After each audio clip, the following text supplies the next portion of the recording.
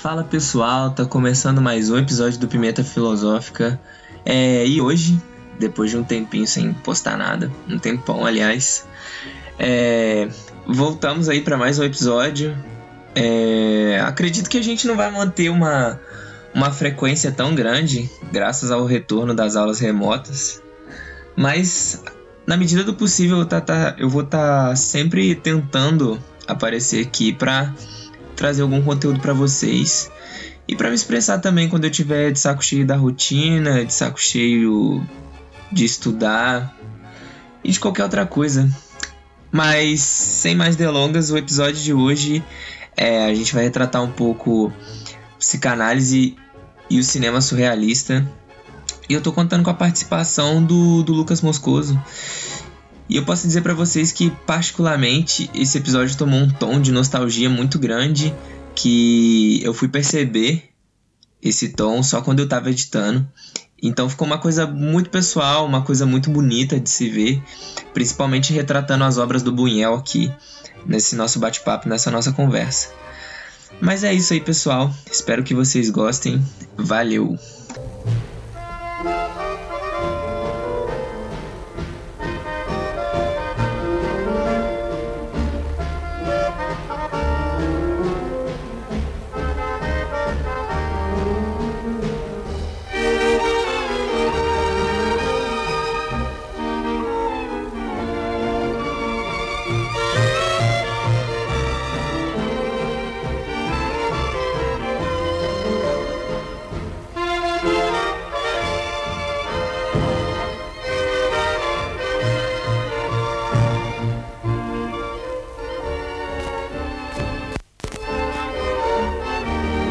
Oi pessoal, tá começando mais um episódio do Pimenta Filosófica e hoje a gente vai estar trazendo um episódio muito especial.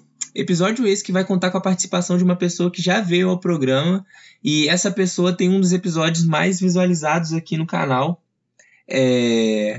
Eu tô contando com a participação hoje do Lucas Moscoso.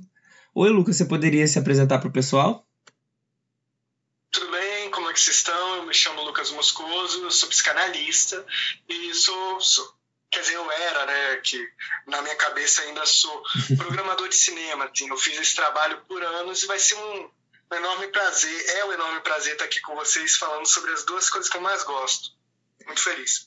Então, pessoal, como vocês já acabaram de ouvir, a gente vai falar um pouco hoje sobre cinema e psicanálise.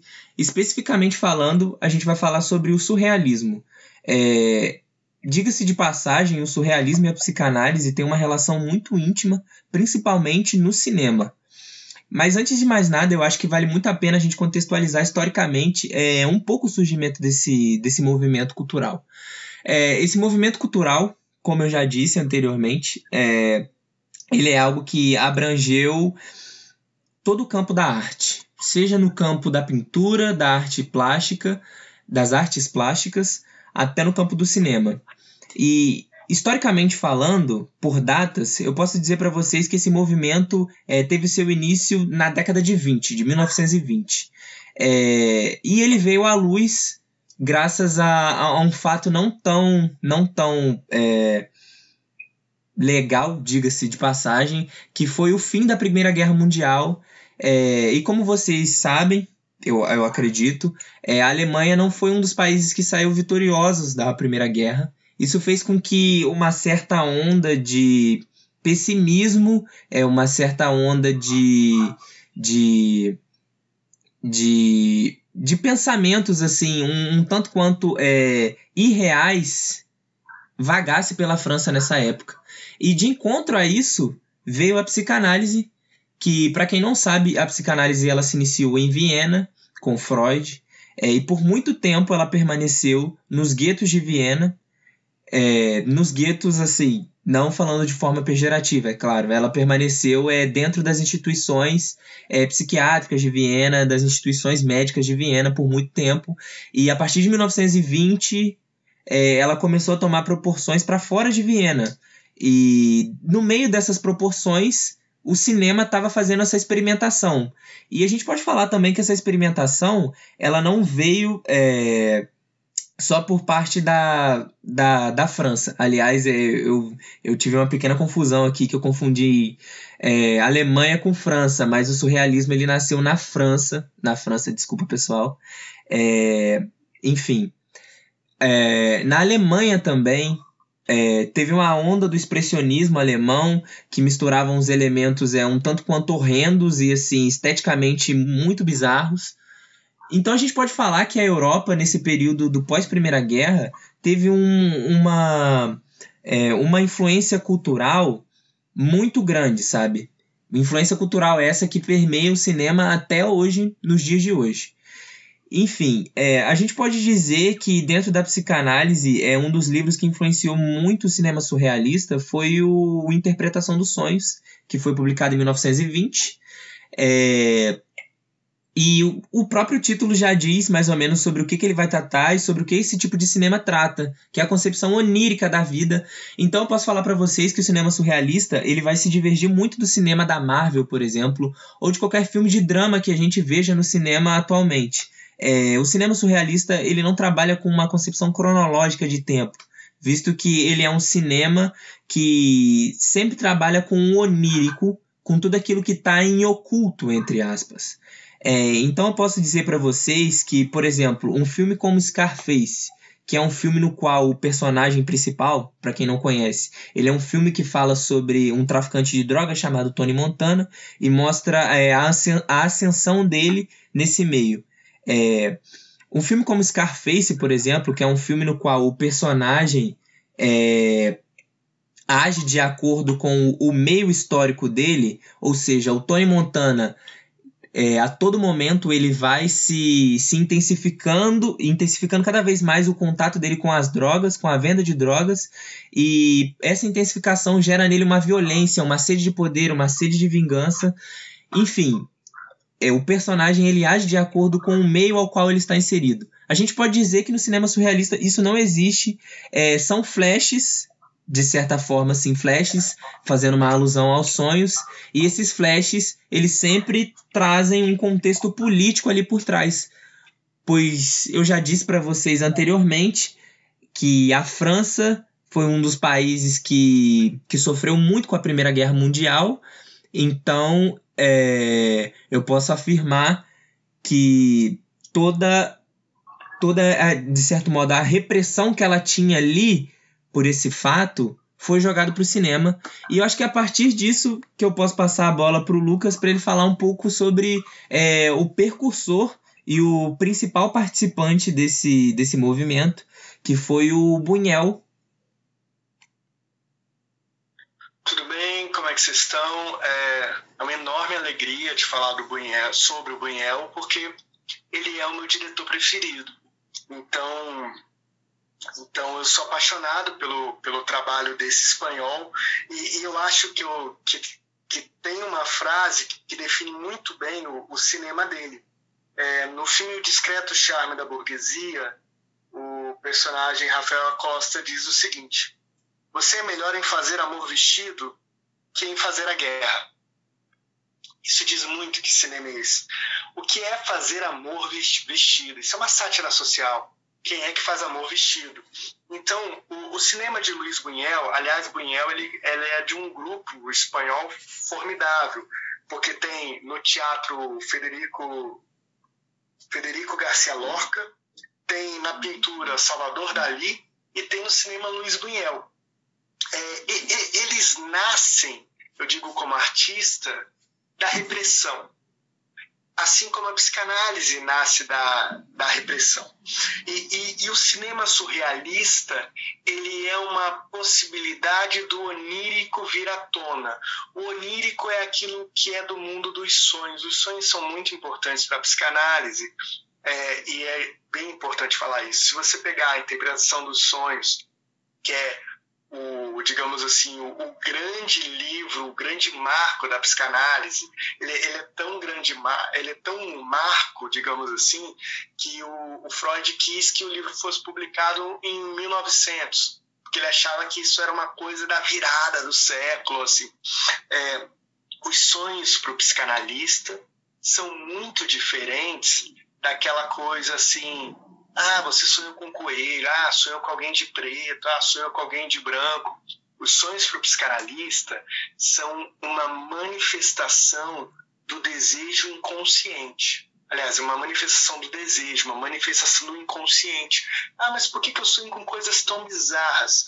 Você sonha com coisas tão bizarras porque quando esse sonho vem à tona, vem, digamos, para a superfície da nossa cabeça, todo psicanalista tem uma história que todos nós contamos, e é uma história de Freud que dá muito certo, que é falar assim, tá vendo essa ponta do iceberg? É isso que você sabe é isso que você sabe sobre você. Toda essa estrutura do iceberg, usar um péssimo termo, mas essa raiz do iceberg é o seu inconsciente, ele acaba regendo a sua vida. Uma coisa muito freudiana e uma coisa muito psicanalítica é falar, você não é senhor da sua própria casa, você não manda totalmente em você. Existe uma parte de você que você não conhece, que manda e você obedece. Você faz coisas que você não queria fazer, amigo. E o cinema, e não só do Buñuel, mas o cinema surrealista é muito isso. É um cinema de sonhos, é um cinema que... E os sonhos, eles são bizarros, são absurdos, porque eles chegam cifrados na nossa mente, eles chegam meio que em códigos que a psicanálise vai decodificando aos poucos. No livro 3 Ensaios sobre a Sexualidade, quando o Sigmund Freud vai falar sobre os sonhos de Dora, a paciente dele, ele faz uma observação interessantíssima. Ele fala assim, que a solução dos sonhos está ligada à infância. Mas vamos voltar para o cinema do Buñuel.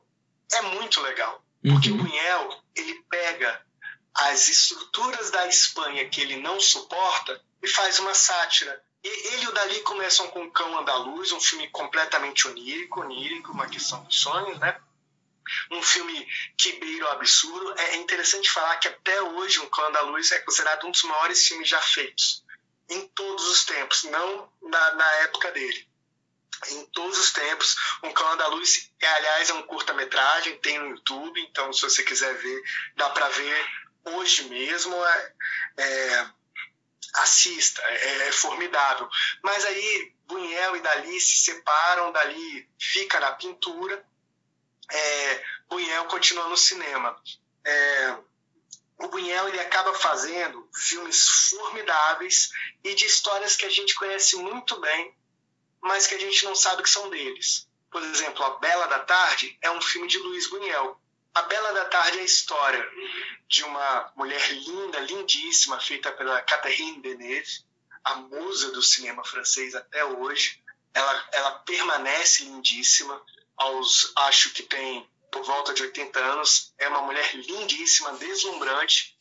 Nesse filme, ela é casada com um médico, ou seja, algo que tem uma enorme validação social.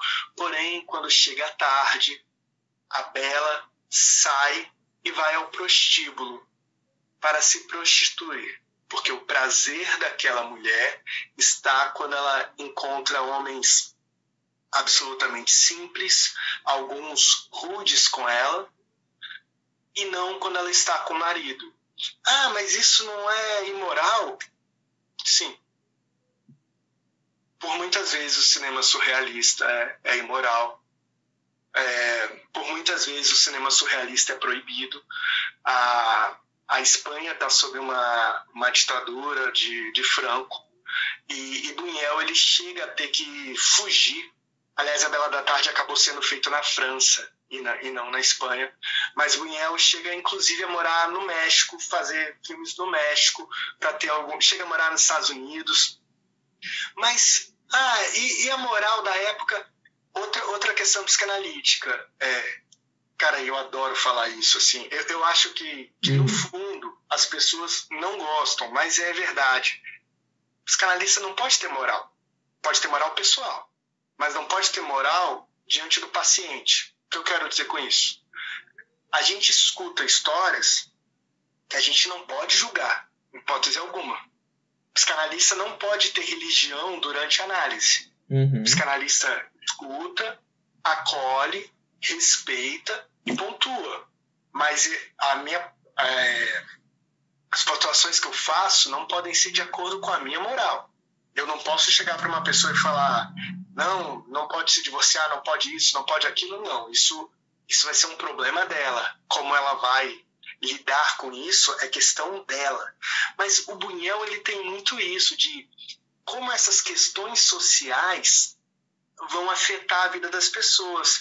É a história da Bela da Tarde, a mulher deslumbrante que se prostitui para ter prazer. Aliás, o filme começa com um sonho, começa com ela sonhando que está sendo açoitada por funcionários do marido. Mas isso não é... Sim, é imoral. Mas o nosso inconsciente muitas vezes é imoral. Porque o inconsciente ele é formado por desejos reprimidos. Desejos reprimidos que muitas vezes não conseguem ser sublimados. Eu digo assim, não conseguem ter uma saída pela arte, não conseguem ter uma saída socialmente aceitável. E nos perseguem nos sonhos. E essa é a questão dos sonhos. Porque nos nossos sonhos habita o que de fato nos domina. Isso é bem interessante. Porque às vezes você se casa com uma mulher porque o seu pai quis. Uhum. Às vezes você vira médico, mas você queria ser bailarino. E nos seus sonhos, você vai estar dançando. Não, mas o médico ganha mais, o advogado ganha mais, o engenheiro ganha mais. Mas o seu corpo está pedindo a dança. E você está negando o seu corpo, esse direito. Então, o inconsciente ele vai se manifestar num sonho, se não for no sonho, aliás, pode ser no sonho e também pode ser de uma outra forma, pode ser no sintoma, pode ser através de gestos estereotipados, pode ser através de uma fala que sai meio distorcida. Por exemplo, o time do pai é Vasco, e aí o rapaz vai falar, eu torço pro Vasco. Ele fala Vasco com B de bola. Pera lá. Ele sabe a diferença de V para B. Mas no fundo, essa questão de basco talvez esteja relacionada a um país basco, talvez esteja relacionada a algo que ele não quer dizer, mas ele está dizendo. Uhum. E eu sempre falo isso, a questão do Chaves é fundamental, você fala assim e balança a cabeça com não. O corpo fala, mesmo que esse cara fique quieto, o corpo fala. E o cinema do Buñuel fala também contra a igreja, fala contra essa sociedade, fala contra essa repressão, fala contra essa moral, fala que você não está permitindo o seu corpo de gozar prazeres da vida e ele está adoecendo. Por exemplo, ele tem um filme excelente que eu até falei quando a gente falou do Breaking Bad, Uhum. que é o Anjo Exterminador. O Anjo Exterminador, a sociedade burguesa, e Buñuel odeia a burguesia, talvez porque a burguesia ela tenha que se apresentar o tempo todo. Existe o talher para comer peixe, o talher para churrasco, existe o dia da ópera, não importa se você vai dormir na ópera, você tem que estar na ópera. Então, Buñuel ele vai falar no Anjo Exterminador, todo mundo vai estar num jantar e de repente não vai conseguir sair do jantar. Parece engraçado, mas se você ficasse preso num lugar de convenções sociais, uma hora você não seria mais capaz de obedecer às convenções sociais. Então, uma hora você vai se soltar, como a gente faz na análise. Um cara fica parado olhando para o outro e uma hora a verdade aparece. Sim. Uma hora ela aparece. E aí é interessante porque, olha só, Bela da Tarde é uma prostituta. Detalhe, eu estou falando da década de 60. Se você está ouvindo o que eu estou dizendo e está pensando, mas o que tem? Porque, mas o que tem? Traição, mas... Pera lá. Eu estou falando de há 60 anos. Há 60 anos. Então não é tão... O que tem? Sim, é uma outra época. Mas esse obscuro objeto de desejo ele não foi machista? Essa é uma outra questão. Às vezes a gente tenta julgar o nosso mundo, aliás, o outro mundo, pelo nosso mundo. O olhar da época é diferente. E é o que eu falei, o Buñuel, ele realmente não está muito preocupado com o que as pessoas vão falar dele. Uhum. Ele, na realidade, ele quer incomodar. Porque a voz do inconsciente, como diria Sigmund Freud, ela é... Aliás, ele não fala desse jeito, não vou me lembrar exatamente como ele fala. Ela é perturbadora. Ele diz algo do tipo, ela é quase inaudível, mas ela não descansa até ser ouvida. E o cinema do Luiz Buñuel é muito isso. Uma outra obra interessante, No Discreto Charme da Burguesia, mais uma vez ele volta para o jantar, e não existe nada mais burguês do que um jantar. Porque no jantar burguês você come pouco para ser educado, ou seja, você não está comendo para você, que é um animal, como eu sou um animal, satisfazer necessidades fisiológicas. Gerar energia, produzir ATP, não é isso que você está fazendo. Você está num evento social. Nesse evento social você vai comer pouco, você não vai saciar o seu corpo, você não vai se saciar. Aliás, a nossa vida, ela é muito assim. A convenção social, a moral, ela faz com que não haja saciedade. Ela aniquila o sujeito em prol do outro. Então, você vai numa festa, a festa está muito chata, que música horrível, comida horrorosa, mas você tem que ficar lá, porque o aniversariante vai ficar triste se você não ficar mais 3 horas ouvindo uma música que você não gosta. Uhum. Entende? Por exemplo, o que é um best-seller? Por que eu quero ler um best-seller? Nada contra, assim. Por exemplo, Gabriela Cravo Canella, que é genial, foi um best-seller, se eu não me engano, em 1975. Mas eu vou ler o best-seller porque é um best-seller, ou eu vou ler o best-seller porque eu realmente gosto muito desse tema, esse tema me atrai. Mas, então, assim, o Buñuel, ele vai fazer essa crítica à igreja. Mas qual o problema da igreja? Porque a igreja é algo, não só para o Buñuel, mas, de certo modo, para a psicanálise, a religião, que tenta ter um controle do corpo. Uhum. E nós, psicanalistas, nós não devemos jamais rejeitar a religião do paciente. A religião é uma parte da constituição da pessoa. Então, assim, se eu quiser impedir qualquer manifestação religiosa, no fundo eu vou matar essa pessoa. Ela tem todo o direito mesmo de ter a religião dela. A análise não pode ser... a análise não serve para despersonalizar alguém. Não é a intenção. Aliás, se eu despersonalizar alguém, eu vou trazer mais problemas do que solução. Mas eu tenho sempre que considerar que, dependendo da religião, isso vai influenciar na sexualidade, isso vai influenciar em o que ela vai beber ou não beber, isso vai influenciar se ela vai casar ou se separar. O que eu estou dizendo eu sempre cito mulheres porque, infelizmente, as mulheres sempre são as que mais sofrem. Assim, o corpo da mulher, ele é mais afetado pelo controle social do que o corpo do homem.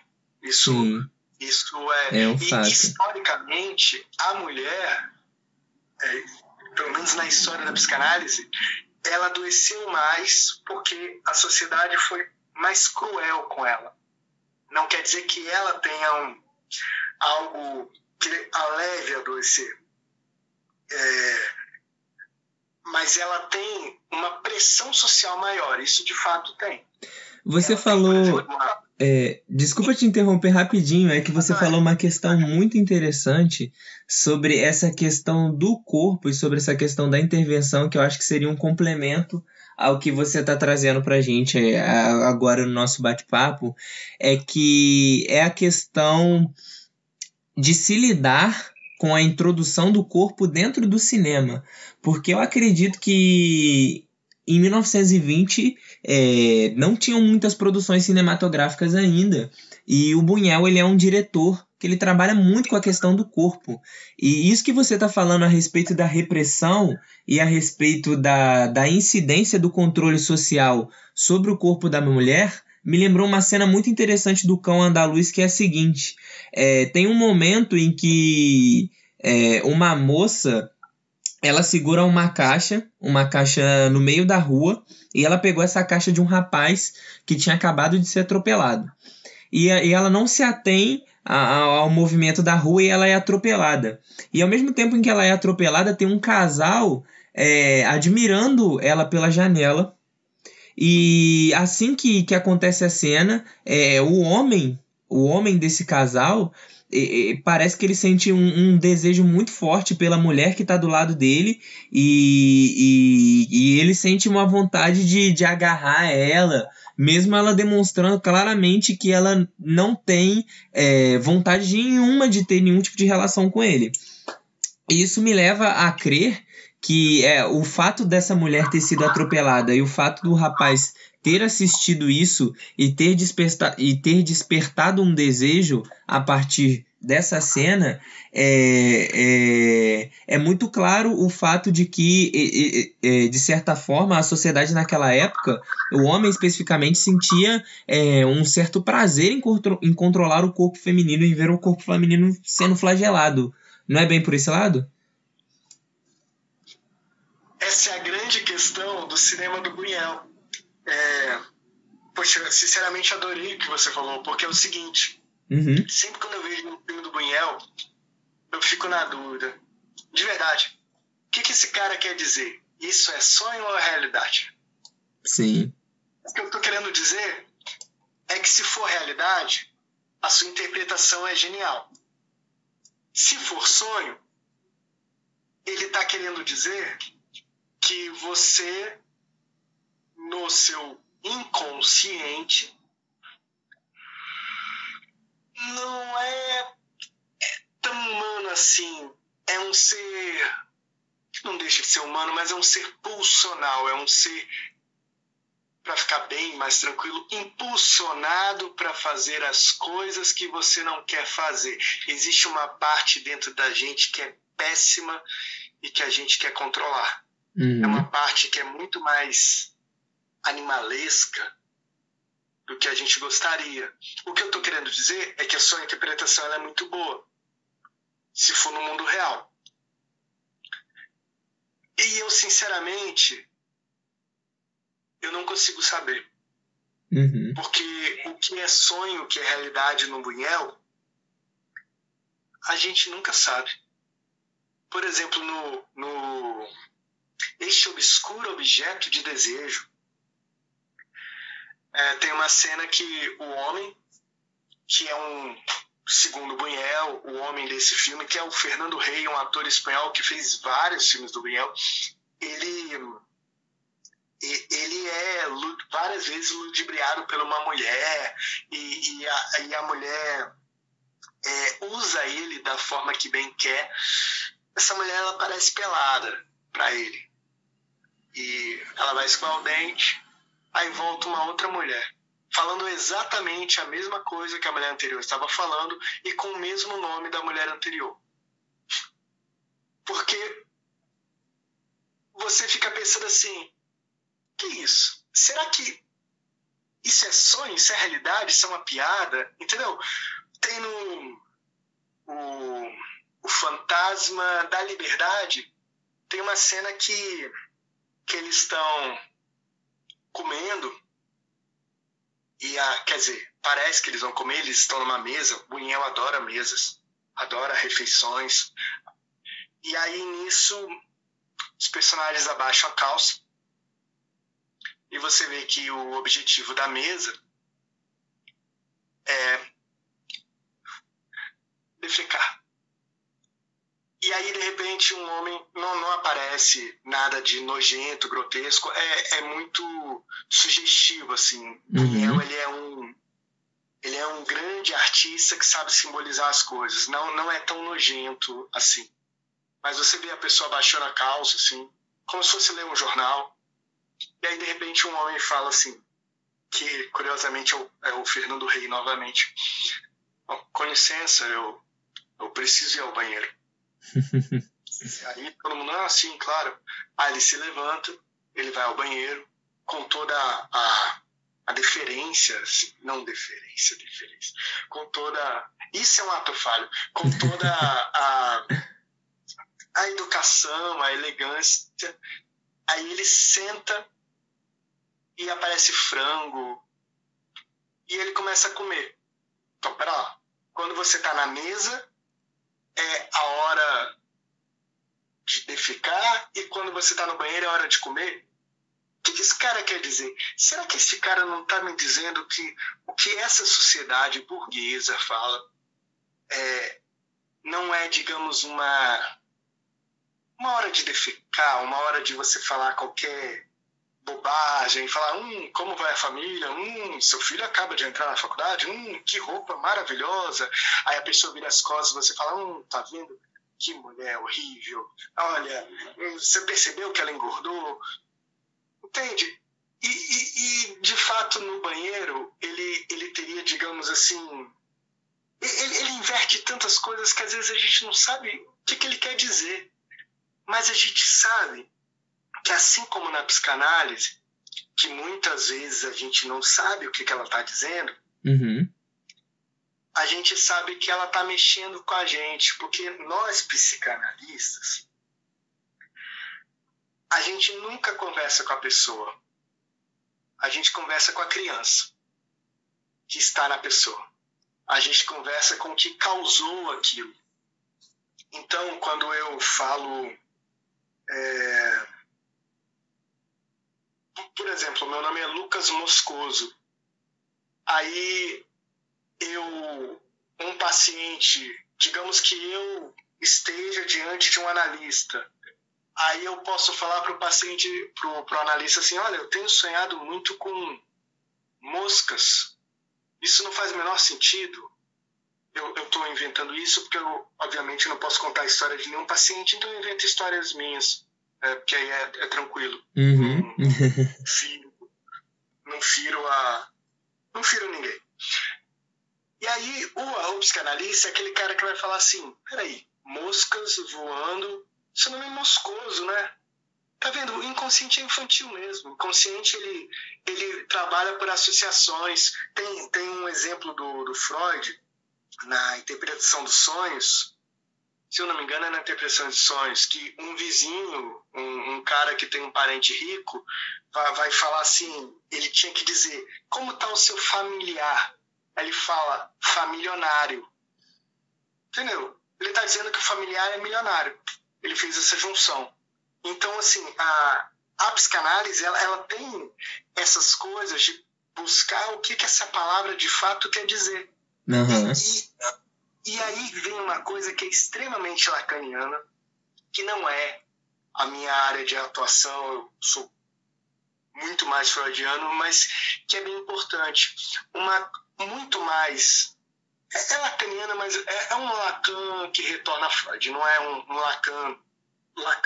É Lacan freudiano, digamos assim. É um retorno a Freud. Que muito mais importante do que a palavra é o que está em volta dessa palavra. O que está girando em torno dali, o que a pessoa quer nos dizer com essa palavra. Porque você pode estar dizendo violão para querer dizer minha vida está desafinada. Porque o inconsciente ele é manifesto de forma codificada. E o psicanalista é o cara que tenta decodificar. E o cinema do Luiz Buñuel é muito isso. Ele é um joguinho que você fica tentando entender o que é. Por exemplo, o meu filme preferido do Buñuel é um filme pouco visto, mas muito premiado. Se chama Viridiana. Nesse filme, uma mulher que estava tendo uma vida religiosa, olha, mais uma vez a religião, ela resolve ajudar todo mundo, mendigos, cegos, ela junta todo mundo e faz uma mesa. Se você olhar essa mesa, você vai ver que é exatamente igual à Santa Ceia. E aí você pensa, nossa, que história bonita, né? Todo mundo vai ficar bem. Na verdade, eles vão e destroem a casa dela. Ah, mas isso é errado. Como eu falei, ele não está preocupado se é errado. Uhum. A ideia dele não é te agradar. A ideia dele é mostrar que as coisas não têm controle. É pessimista? É. Nossa, uma mulher tão boa, tá sofrendo tanto. Tá sim. E a vida é assim. Na psicanálise a gente escuta histórias do tipo, eu fui bom a vida inteira, mas tem uma coisa que eu acho bem interessante quando você atende uma pessoa que tem uma convicção do tipo, se eu estudar eu vou passar. Uhum. E aí a pessoa não passa. Aí ele fala, não, mas eu estudei. Tá, mas você não passou. Porque as coisas elas não são tão determinadas assim. Então, na psicanálise, no cinema do Buñuel, no surrealismo, a gente vê aquilo que a gente não quer ver. A gente vê que as pessoas que estão na sala de jantar talvez não estejam se alimentando. Talvez no próprio Fantasma da Liberdade tem uma cena que um personagem está vendo coisas muito obscenas e você não está vendo o que ele está vendo. Aí, de repente, a câmera mostra quais são as imagens. São imagens de monumentos. Entendeu? Tipo, olha que museu maravilhoso. Só que aquilo, para aquela sociedade, se tornou obsceno. E essa é uma outra questão que é surrealista e psicanalítica. Aliás, é mais psicanalítica do que surrealista. Que é a moral? Não é uma coisa que acaba dependendo de um... Não exatamente a moral, mas a regra. Não a moral, mas a regra. Ela não depende de um contexto, ela não depende de um sistema. Então, por exemplo, a gente está condenando essa mulher que tem dois maridos, mas a gente não está julgando isso de acordo com uma fé, com uma religião que é predominante no nosso país. Essa que é a questão que eu falei que o psicanalista ele não pode ter uma moral. Porque a grande questão é quando um psicanalista atende uma família que é composta por 2 mulheres e um homem, ou 2 homens e uma mulher, a questão não é o que eu acho. Eu não sou amigo, eu não sou parente, eu não vou entrar para a família deles, eu não sou um aconselhador. A questão é, isso está fazendo bem ou mal para eles? Essa é uma decisão consciente ou eles estão sendo dominados por uma pulsão? Eles estão adoecendo nessa ou eles estão formando uma família feliz? A grande questão é, esse cara, essa mulher, ou esses caras, essas mulheres, tem que ter uma vida que cause não felicidade, mas que seja suportável. Desculpa, mas psicanalista quase sempre é pessimista. O Buñuel também era, embora não fosse psicanalista. Tem que ter uma vida que seja, que dê satisfação para eles. O paciente, embora ele tente, ele não precisa dar satisfação para mim. A satisfação é para ele. Então, eu tenho todo o direito do mundo de ter uma vida minha, do meu jeito, do meu estilo. Mas o paciente não precisa ter. E Buñuel, ele fala de vidas que são muito pouco aceitas. A mulher do médico que se prostitui, a mulher, e nesse caso é a Deneuve, do mesmo jeito, a mulher que quer ajudar todo mundo e leva uma pernada de todo mundo. Tem um outro filme, que é também com ela, o Tristana, que ela perde uma perna. Onde já se viu na década de 60 um cinema sobre uma mulher lindíssima que perde uma perna? Mas essa é a vida. Eu digo assim, a questão do deficiente, ele existe. Você não vai fazer com que ele não exista para ter mais bilheteria. Ele existe, ele está ali. Você tem que falar dele, ele merece ser visto. Ele pode ser genial, ele pode ser maravilhoso, ele pode ser um cara incrível. E o Buñuel, ele mostra essa pessoa. Ele mostra aquela mulher lindíssima que está sem uma perna e continua sendo lindíssima, continua sendo desejada. E o Buñuel não quer que você sinta pena dela. Ele não quer.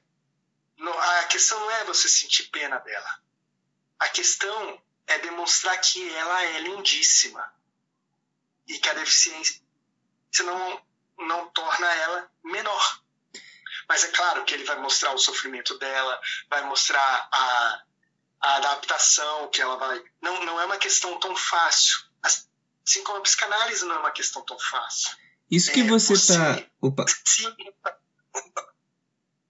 Pode falar, à vontade. Isso que você está pontuando em relação à questão do pessimismo é muito interessante, porque eu acredito que tudo isso que ele retrata dentro do contexto cinematográfico é puro fruto da realidade que ele vive ali.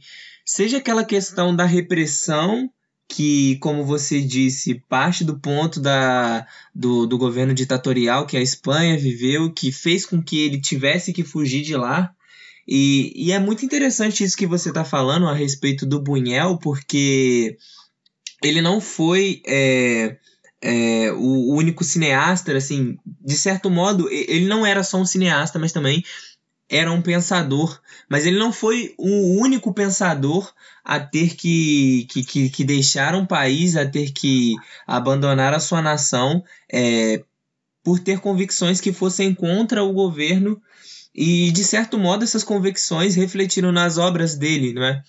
E acho que a partir disso dá pra gente pensar uma coisa muito interessante, que é a relação do campo social para com a vida dos sujeitos, né? Porque, por exemplo, você disse que ele vivia, que as obras dele sempre tinham uma atmosfera muito pessimista, e eu acho que isso faz parte do ambiente que ele estava inserido ali. Seja esse ambiente ditatorial da Espanha, ou seja o ambiente que estava rondando a Europa naquele tempo da Primeira Guerra, do início do século XX. Ou seja, tudo que ele estava relatando, tudo que ele estava sentindo e que ele transformou em material artístico foi, na verdade, real. Só que as pessoas não tinham uma condição de tragar aquilo e de retratar aquilo de uma forma comum, convencional e normal. Então ele jogou isso para o cinema, e isso de certa forma fez com que as pessoas conseguissem consumir essa realidade que elas insistiam em ignorar, ao mesmo tempo em que elas não consumiam, sabe? Isso é psicanalítico também. Você consumir determinado conteúdo de maneira inconsciente, sabe? E depois, em algum momento, você, sei lá, tem um estalo na sua cabeça e você começa a ver que aquilo tem sentido, sabe? Entendo, e faz todo sentido. Quando você diz sobre consumir essas coisas, por exemplo, A Bela da Tarde, essa história que tem já uns 60 anos, ela é altamente... Aliás, ela é de 1967, estou vendo aqui. Ela tem 53 anos. Ela é altamente repulsiva, né? Você está falando de uma mulher que sai para se prostituir com vários caras, uma mulher casada. Olha esse contexto, assim, o marido no filme digamos assim, é o cara que socialmente todo mundo iria querer, sim, cara fiel, educado, bem-sucedido. Só que essa é uma questão bem interessante do nosso inconsciente. O nosso inconsciente, ele não é necessariamente o que a sociedade quer. Aliás, quase sempre ele não é. Então, talvez o que aquela mulher buscasse fosse um prazer sexual que ela não via, aliás, no filme fica claro isso, ela não via naquele homem. Ela queria outras situações que aquele marido não podia proporcionar. Uhum. E o que é muito psicanalítico também é o conflito, é a moral. Por exemplo, o que é uma neurose? A neurose é uma situação conflitante que a gente não consegue dar conta. É essa coisa assim de que medo de barata. Esse exemplo é muito bom. Você sabe que ela é pequena, você sabe que ela não vai te comer, só que você tem uma profunda aversão por ela e tudo gira na sua vida de forma que o cheiro da barata, a figura da barata mexe, afeta totalmente o seu psíquico. E esse conflito, dependendo do conflito, te leva a adoecimento. Essa coisa assim de que eu sei falar português, eu sou brasileiro, mas diante dessa situação eu só falo inglês. Pra lá. Eu esqueço o português? Entende? E isso é bem interessante, porque a gente tem uma sociedade que leva ao adoecimento. Sim. Porque, vamos lá, se você tem que acordar às 5 da manhã para ir para a sua faculdade, isso te leva ao adoecimento, porque o seu corpo, ele tá meio que dizendo assim, cara, qual é o seu problema? Eu preciso dormir até as 8 da manhã e você tá me fazendo acordar às 5. Ah, mas você pode ter uma gratificação, você pode tirar 10 na prova e pensar assim, não, mas compensou, porque eu estou sendo paparicado, aplaudido, os meus pais estão muito felizes, eu vou ser um bom profissional, vou ganhar bem. Mas digamos que você acorda às 5 da manhã, sendo que seu corpo pedia às 8, no final do semestre você reprove. Digamos que você seja jubilado. Como você explica para o seu corpo o que você acabou de passar? Uhum. Isso leva ao adoecimento. E um mecanismo de defesa que a gente tem a gente tem mecanismos para tentar se livrar disso. A gente pode deslocar. Então eu posso ser o pior aluno e ver isso em outra situação. Ver isso você pode sublimar, você pode ver algo positivo com isso, mas ainda assim você pode reprimir, que talvez seja o mais clássico. Uhum. Você pode racionalizar as coisas. Então, assim, uma pessoa, digamos assim, leva uma surra e descreve isso da seguinte forma: eu agi de forma errada, então vieram aqueles elementos e fizeram isso comigo. Na boa, ninguém acha isso. Mas aí a pessoa, não porque ela é mentirosa, mas de forma inconsciente, vai criar essas mentiras, mas essa dor volta por meio do sintoma. E eu acho que o Buñuel, ele demonstra o sintoma de uma sociedade. Uma sociedade adoecida pelo excesso de repressão. Aliás, é sempre importante falar isso, porque eu acho que existe uma ideia errada da psicanálise, de que o objetivo é que todo mundo ande pelado, faça o que... não é exatamente isso que a gente espera. Existe uma certa repressão social que ela é positiva. Por exemplo, eu eu gosto muito de música, mas eu não escuto música às 3 da manhã, porque eu sei que as pessoas precisam de dormir.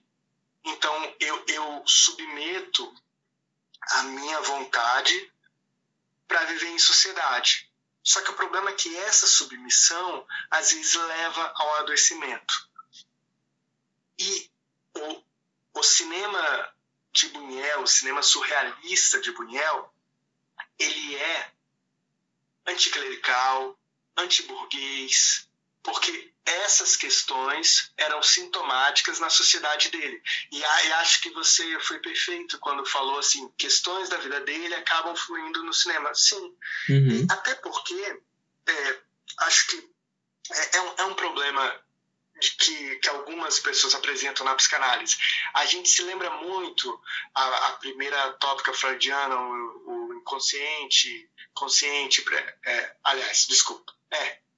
inconsciente, pré-consciente e consciente, mas a gente se esquece muito de uma segunda fase freudiana, que é a questão do id, ego, superego. E o superego, ele é esse vigilante moral que, mas é muito bom ser correto, é muito bom ser na medida certa. Tudo na medida certa. Que o seu lado relacionado ao mundo, com o mundo, esteja na medida certa, que o seu lado da moral esteja na medida certa. E está fazendo 100 anos agora o livro Além do Princípio do Prazer, que é um livro que ele vai além da teoria do trauma, do trauma infantil, e ele acaba falando de um conceito que é bem interessante, que após a Primeira Guerra, e mais uma vez a Primeira Guerra, que o surrealismo é um produto da Primeira Guerra. Após a Primeira Guerra, as pessoas se lembravam muito do que afetava elas, do que houve de ruim. Mas espera lá, se a gente evita o desprazer, por que você se lembra toda hora do que foi de ruim que aconteceu com você? E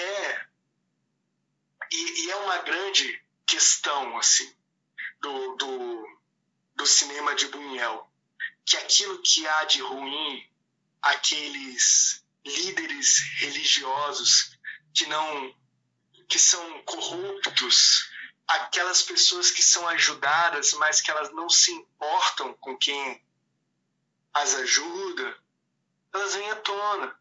Vem à tona que a mulher lindíssima também trai. Vem à tona que as pessoas perdem membros durante a vida, perdem membros de partes do corpo, né? Vem à tona que essas reuniões sociais muitas vezes são formas de viver de um jeito que você não quer viver. Então é algo que realmente eu adoro, porque é um cinema que talvez esteja te dizendo que você está indo para lugar nenhum. Não tem nenhuma garantia que essa coisa vai dar certo. É muito legal. Eu acho que uma pergunta que fecharia muito bem esse episódio, que necessariamente a gente comentou sobre cinema e sobre psicanálise muito enquanto uma prática clínica. Acho que as pessoas ficam com uma pulga atrás da orelha sobre como a gente pode usar coisas de fora da psicanálise para auxiliar no tratamento psicanalítico. E o que eu fico pensando nisso tudo é como a gente poderia usar, por exemplo, essas obras cinematográficas do Buñuel ou de outros diretores que foram influenciados por ele e publicam e produzem nesse momento contemporâneo, etc. Como a gente pode pegar esse tipo de obra e pode utilizar na clínica atualmente, principalmente nesse momento que a gente está vivendo, que é um contexto de pandemia, e é um contexto no qual os atendimentos tendem a ser à distância. Então, assim, eu queria muito saber como a gente pode usar elementos do cinema surrealista, seja o cinema surrealista clássico ou o cinema surrealista contemporâneo, para ajudar as pessoas nesse momento de isolamento social e nesse momento de atendimento à distância, atendimento online. Existe essa possibilidade ou é uma coisa fora de cogitação introduzir esses elementos dentro da clínica?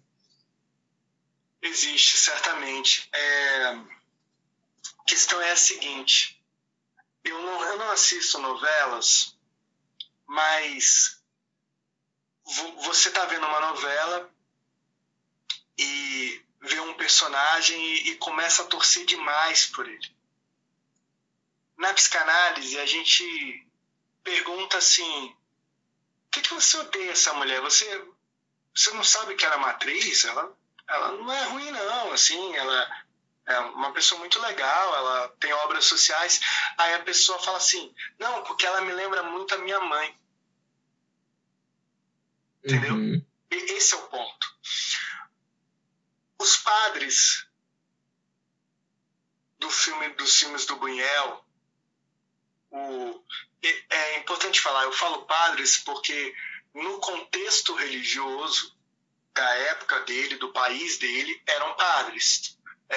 Uma pessoa hoje pode perfeitamente se identificar o personagem do filme do Buñuel com um pastor ou do contexto dela, mas eu digo assim,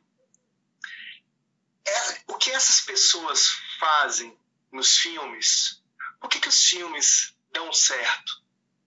Que a gente se vê nisso. Uhum. Por exemplo, por que alguém vê um filme de super-herói? Porque no fundo a gente quer ser um super-herói. A gente deseja aquela situação, a gente deseja aquilo. Por exemplo, ano passado, eu acho que a grande surpresa do ano foi o filme Coringa. Sim. O que não é uma obra surrealista, mas por que esse filme deu tão certo? Na minha sincera opinião, sincera ela sempre é, mas modesta opinião,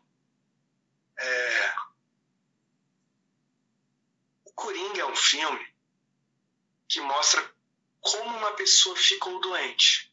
No seguinte sentido: todo mundo mesmo, assim, não tenha vergonha disso. Quem está me ouvindo, por favor, é normal. Já teve um dia que sonha que esse dia não tivesse existido. Assim, porque aquele dia eu fui muito agressivo, eu fui muito violento, eu fui muito mal educado, eu não sou assim. Como é que desenvolve o Coringa? O cara não tem um bom atendimento psicológico, ele está com problema na medicação, aliás, ele para de tomar medicação, ele descobre que ele não vai ter mais assistência do Estado. Por que eu estou falando isso? Quantas pessoas já procuraram atendimento psicológico, psiquiátrico, psicanalítico e não tiveram? E que começaram a pensar assim: rapaz, eu tô meio agitado, tô meio agressivo, eu tô meio isso, eu tô meio aquilo, eu tô chorando demais, eu posso fazer uma besteira. Então, por que esse filme mexeu tanto com as pessoas? Porque elas se viram. Eu falei há alguns minutos sobre os mecanismos de defesa. Uhum. Eu acho que quando a gente está vendo o outro, a gente não percebe que está vendo a gente. Então, assim, se você me falar sobre um rapaz, se você falar assim, não, você mora no Espírito Santo, né? Mas você é do Rio de Janeiro, talvez eu não perceba alguma coisa minha quando você fala de mim. Mas se você disser assim, tem um rapaz que está assim, o que você faria nesse caso? Eu vou fazer isso. Aí, mas você fica pensando assim, cara lá, esse cara me lembra alguém, né?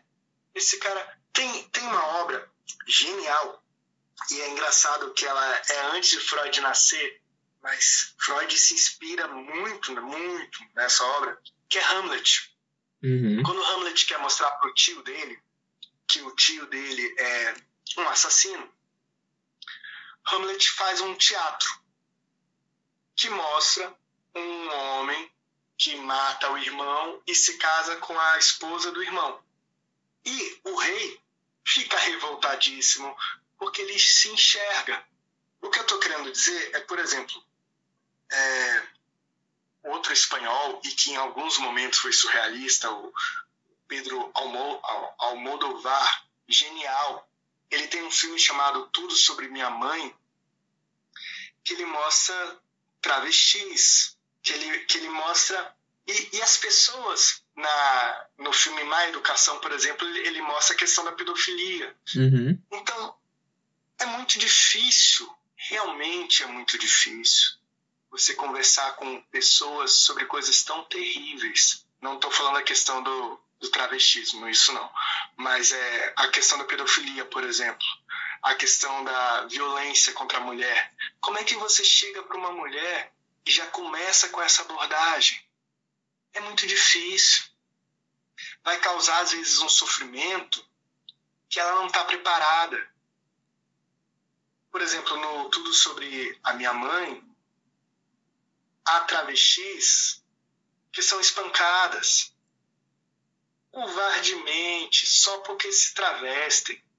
Essa coisa de uma certa repulsa pelo que não é aceito.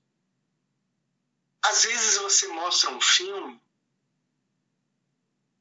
e a mulher chora, ela desabafa e fala, essa é a minha vida.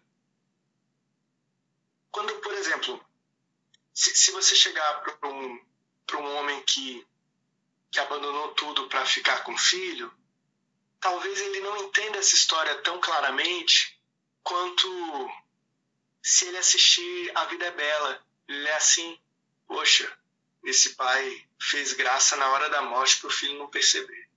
Sabe, eu acho que meu pai foi assim. Uhum. Ele começa a chorar, ele começa a falar desse pai e começa a perdoar esse pai. Eu não estou falando perdoar numa perspectiva necessariamente cristã, mas eu estou falando aquilo começa a mexer nele, causando dor, e o psicanalista é um ser muito interessante, porque a gente machuca a pessoa, mas anestesia junto. A gente dá um novo sentido para as coisas. Às vezes o sentido é falar assim, amigo, você só tinha 2 anos, você não pode ser o culpado, amigo. Eu sei que parece idiota, mas vai por mim, as pessoas não conseguem perceber que elas não são sempre culpadas. Elas não conseguem perceber. Mas no filme elas percebem, porque aquela mulher que trai o marido, porque ele não é o homem que dá prazer para ela, quando ela assiste a Bela da Tarde, ela percebe isso. Porque é uma coisa meio que assim, tá, ele ganha bem, ele é bonitão, mas eu não sinto prazer nenhum com ele, e eu tenho um corpo, e o meu corpo quer ter prazer, e o que eu faço? E a coisa mais desumana que eu posso fazer, a pior coisa que eu posso fazer para essa mulher é falar assim, você tá errada. Uhum, ela verdade. não tá, exatamente, ela não tá ali para ouvir que ela tá errada. Ela tá ali para ouvir o seguinte, e o que você deseja? Você quer o seu marido ou você quer esse homem? Não, eu não estou perguntando qual é o mais bonito, qual que é o mais legal, qual que é isso. Estou perguntando o que você deseja. Entende? A psicanálise é muito assim. O que você deseja? O que você deseja? E o desejo, e é bem engraçado que enquanto eu falava, eu acabei me lembrando que o nome da produtora do Pedro Almodóvar é O Desejo.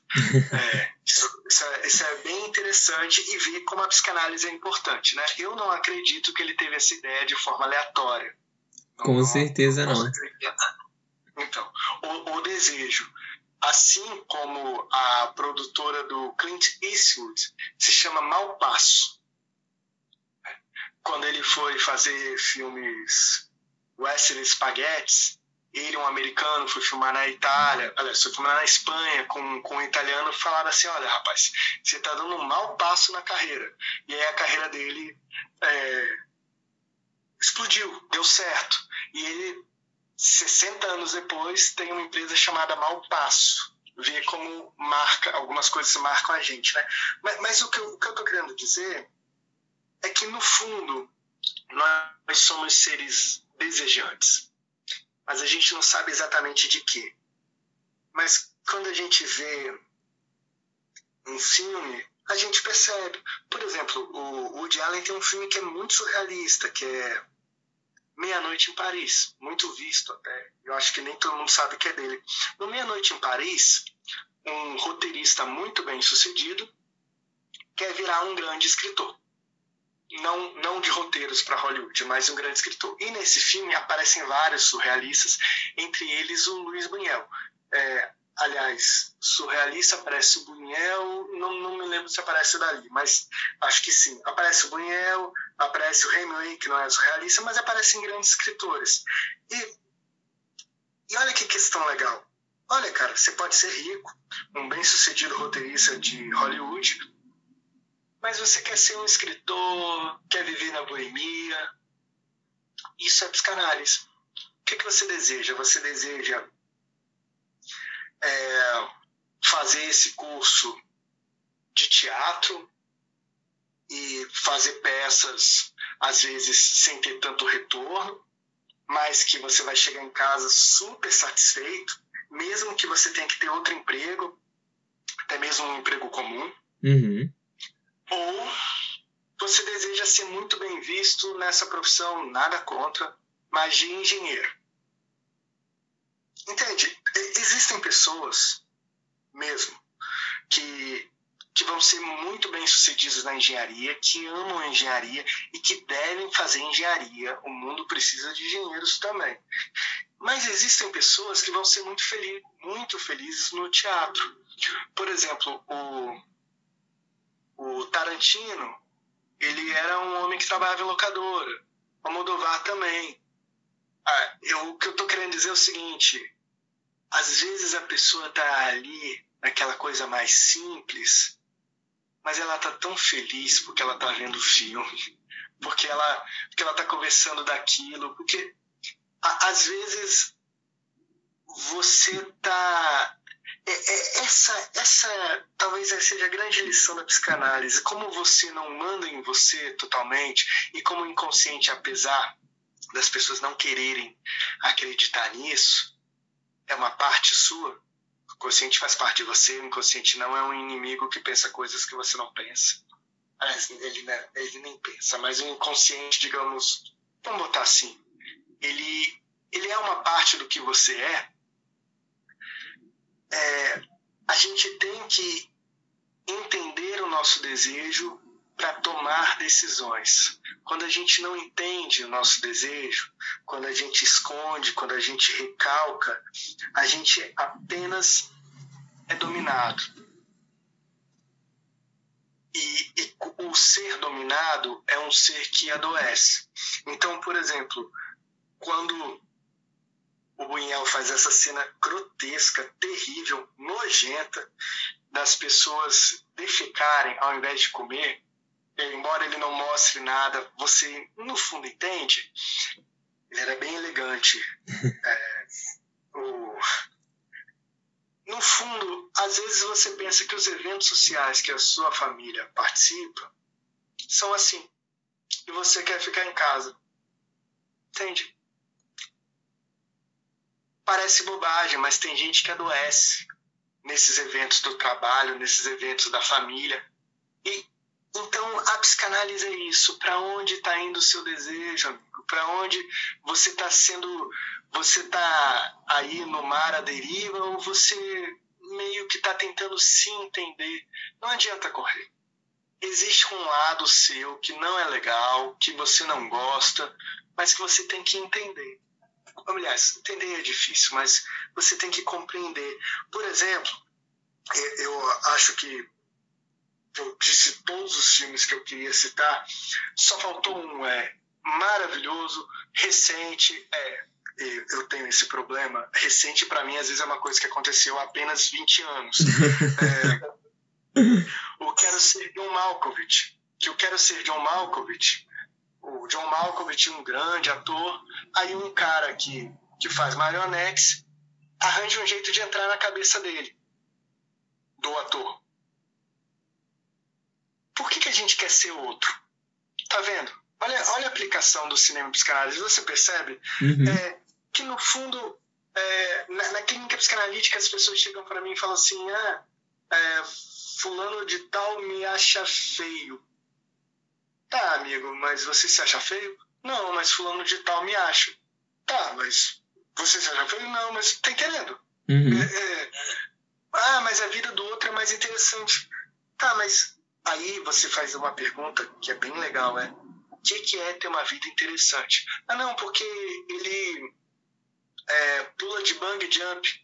Você gostaria de pular de bungee jump? Não. Tá, então você está tendo uma vida que você considera interessante. Você só quer que ele considere a sua vida interessante. Ou você quer ter aceitação social. Você quer ter aceitação social por quê? Porque falha alguma coisa na sua vida? Não foi muito amado? Falha básica de Balit. Então você está tentando preencher essa falha básica. Essa falha básica é o amor materno por coisas externas, mas nunca dá certo. Você sempre tem uma falta, uma canina, e acaba buscando outras coisas. E com cinema é muito mais fácil. Muito mais fácil. Pode ser pintura também, pode ser escultura também, pode ser até num jogo de futebol. Pode ser. Se você tem um amigo que, sei lá, entra em pânico porque o time dele perdeu, existe mais alguma coisa que esse sintoma quer dizer. Não é possível que seja só uma questão de futebol. Eu acho que uma das coisas que permeia as participações que você faz aqui no canal, no canal não, no podcast, é que sempre você finaliza com uma questão, ou todo o nosso bate-papo tem sempre uma questão que faz com que as pessoas pensem. Bom, pelo menos é essa a percepção que eu tenho. No episódio anterior sobre Breaking Bad, você enfatizou muito a questão do equilíbrio e você deixou essa pergunta para as pessoas. Qual é seu equilíbrio? E você tem o equilíbrio? E acho que nesse episódio, uma das questões que vai deixar as pessoas com a pulga atrás da orelha e que fecha esse episódio de uma forma muito bonita é: qual é o seu desejo e você tá seguindo esse desejo? E assim, eu acho que isso é uma questão para as pessoas pensarem e para refletirem também sobre como elas estão tocando a vida dela e sobre como elas podem fazer algo que facilite essa mudança e que facilite uma vida que seja benéfica para ela, uma vida que seja boa. Mas é isso, pessoal. Eu queria dizer que a gente está ficando por aqui. Eu queria dizer também que foi um prazer gravar esse episódio, principalmente porque foi um tema que eu gosto bastante. Eu tô com uma pessoa que entende do assunto e que apresentou esse tema de uma forma muito bonita, de uma forma excelente, maestrosa. Lucas, eu queria agradecer muito você e queria dizer que o espaço agora é aberto para você fazer uma divulgação. Então, sinta-se à vontade para falar o que você bem entender e bem quiser. Poxa, muito obrigado, Iago. Eu adoro a psicanálise, é algo que faz parte da minha vida há 11 anos. Eu tenho 36 anos e eu comecei, na realidade, a me apaixonar pela psicanálise. Eu não sabia que se chamava psicanálise. Você perguntou a relação com os filmes. Eu comecei a me apaixonar pela psicanálise com o cinema. Eu queria entender aquelas coisas, queria entender porque as pessoas eram assim. E a gente, a Monet, a gente está fazendo atendimento psicanalítico social. A gente está fazendo coisas que eu, sinceramente, às vezes eu acho que eu sou maluco. Do tipo, a gente está perguntando para as pessoas quanto elas podem pagar. Sinceramente, a gente está fazendo isso. A gente está fazendo atendimento de forma online. A gente está atendendo todo o Brasil, ele está atendendo pessoas de fora do Brasil. E a gente está fazendo de uma forma, digamos, um pouco subversiva, do tipo, eu sempre prometo para as pessoas que eu vou conversar pelo menos 1 hora com elas, não importa o que aconteça. Eu aceito conversar com pessoas no domingo, e é tão bonito quando você vê uma pessoa que está diferente, que está melhor, que está sendo transformada. Mas eu confesso que o que eu acho mais bonito é que cada pessoa que eu atendo eu me transformo, eu me torno melhor, eu me torno mais capaz. E já que você falou que eu acabo sempre deixando uma reflexão, eu acho que a grande reflexão que eu tenho do meu trabalho é que muitas vezes o melhor não é o mais bonito socialmente, o mais aceitável. Por exemplo, se você tiver uma vida dignidade não é você ter um carro, dignidade não é você ter uma super casa, dignidade está muito mais relacionado a você ser sincero com você, é você buscar a sua felicidade, é você buscar a sua integridade. Todo mundo fala dessa integridade no sentido de eu não pegar o dinheiro que está na sua carteira, mas isso também mas é mais do que isso. Mas é eu pegar o dinheiro que está na minha carteira e fazer coisas boas para mim. Buscar, por exemplo, eu sou carioca, eu gosto muito de mate, e sei lá, porque eu não bebo cerveja. Não tenho nada contra quem bebe, mas eu não gosto de cerveja. Então não importa o quanto as pessoas me digam, cerveja gostosa, cerveja isso, cerveja... Eu não bebo cerveja porque não é uma coisa que eu gosto. Eu adoro mate, eu tinha mate na minha mamadeira, e até hoje eu sou apaixonado por essa bebida. E isso envolve a dignidade. Se você é uma pessoa que gosta de usar uma sandalinha simples, seja muito feliz com a sua sandália simples. Você pode ir todo cheio de coisa para o seu trabalho, porque o seu trabalho exige, mas seja feliz da sua forma de ser. Você nunca vai ser eu nunca serei você. Entende? O Fernando Pessoa, eu adoro o Fernando Pessoa. Para ser grande, ser inteiro. Seja inteiro, busque o que é melhor para você. Outra coisa que eu faço, que a nossa empresa faz, a minha primeira consulta é sempre gratuita. Por quê? Porque eu quero dar a chance da pessoa olhar para mim e falar, eu não quero ver esse cara nunca mais. E não tem problema. Você não precisa gostar de mim, eu não preciso gostar de você. A gente tem que lidar melhor com essas coisas, de querer ser aceito, de querer ser o bonitão, de querer ser o rico. Nem todo mundo precisa ser rico. De verdade, e não tem problema. Porque se eu ganhasse 300 milhões, você faria o quê com 300 milhões? Você precisa disso, precisa. Então você vai ter uma vida buscando coisas que não vão te satisfazer.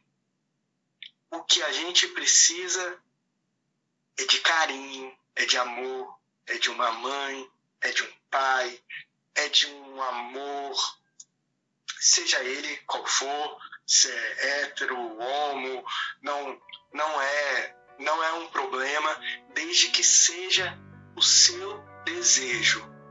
Para qual direção o seu desejo aponta. Olha, muito obrigado, eu adorei falar com você. Vocês que não estão falando comigo, mas estão me ouvindo, muito obrigado por terem me escutado até aqui. Eu sei o quanto eu falo e sou agradecido por vocês terem me ouvido. Não, que isso, você não fala muito não. Eu acredito que você desenvolve muito bem o assunto. E não é à toa que você está aqui de novo, né? Porque se as nossas conversas não fluíssem tão bem, a sua presença não seria recorrente, assim como eu acredito que vai ser, que vai acontecer mais vezes, mais participações aqui no podcast. Eu que agradeço. Mas é isso aí, pessoal. A gente tá ficando por aqui. Eu vou deixar o contato da Monet nos comentários. E vou deixar a página no Facebook. Quem sentir vontade, quem se sentir bem para procurar o atendimento, quem sentiu, no caso, durante a nossa conversa, que o Lucas pode ser um bom psicanalista, pode estar entrando em contato com ele.